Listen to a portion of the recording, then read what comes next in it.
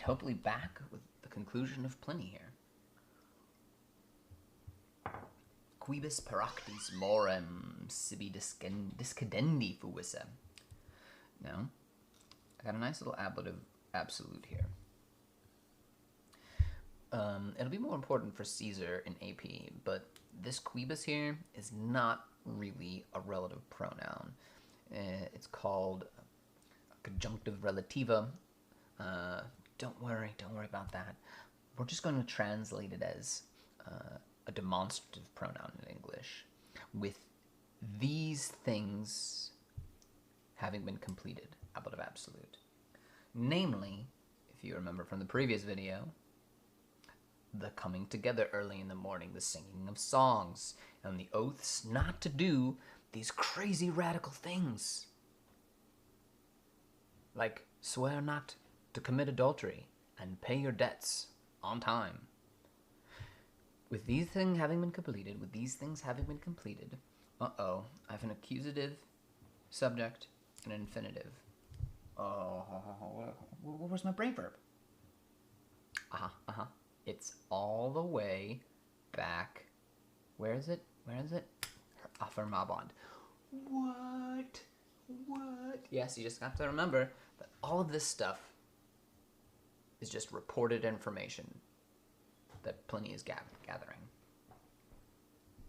They affirmed that, you can repeat it if you want, with these things having been completed, very tricky Latin here, the habit of departing had been for them. What? It is dative of possession. It's dative of possession with the form of sum. So very often you can translate rather than fuisse as to be as rather to have. Right? They affirmed that they had a habit of departing. Or you can do it literally, which is the AP standard, that the habit of departing was for them.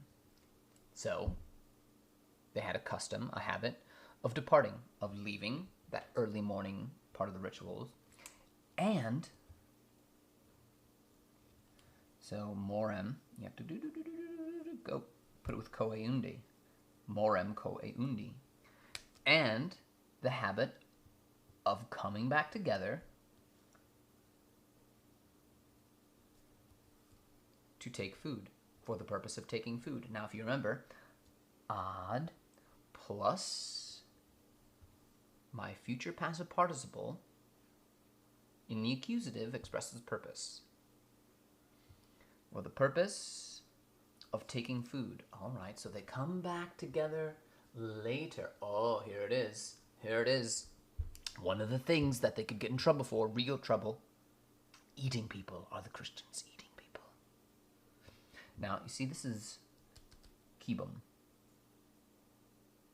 Neuter, singular. Do you see this adjective and this adjective? Of course you do. You're watching the video and I just pointed them out. Those are describing the kibum. Nevertheless, common and harmless. Promiscuum. In this context, we get the word promiscuous in English, which of course has altogether a different kind of context or different kind of connotation. It just means something that is held in common, everyday, ordinary. For the purpose of taking food, nevertheless, common and harmless. There it is. That is the refutation there. No, it isn't human food. It's human food, if you understand my meaning there, right?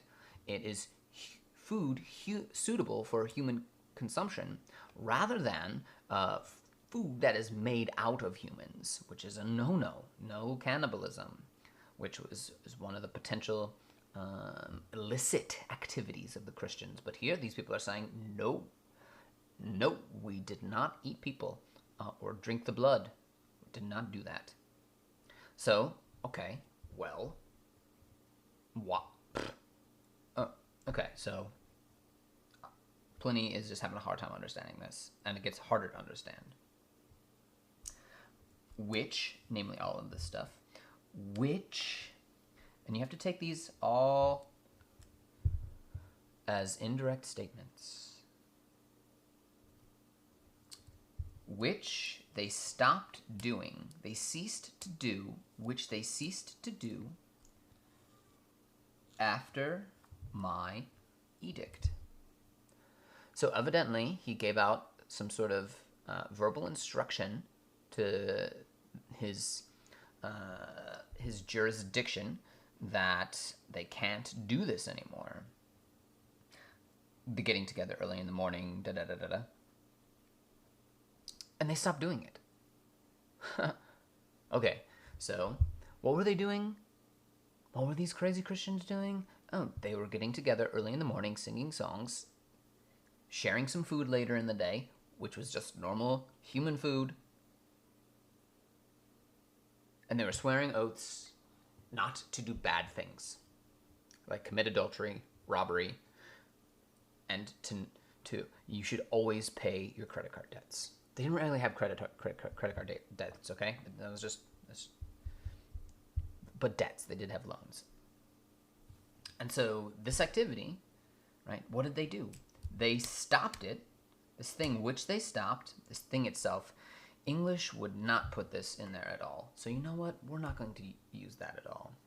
It's just an intensive pronoun.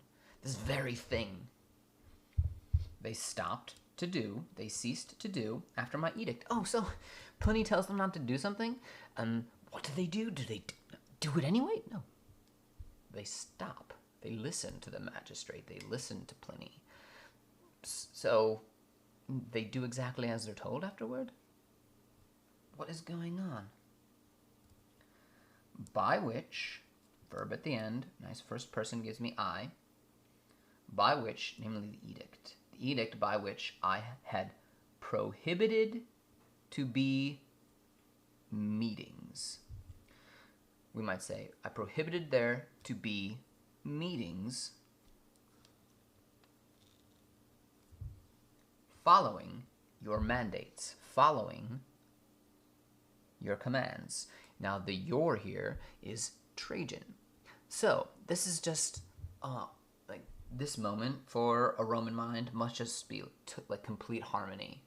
So evidently there's some sort of disruption. The Christians are causing disruption. There are meetings, but there are other reasons in other parts of the Roman world. And if you look back at those videos, we explain them. There's some disorder, disagreement among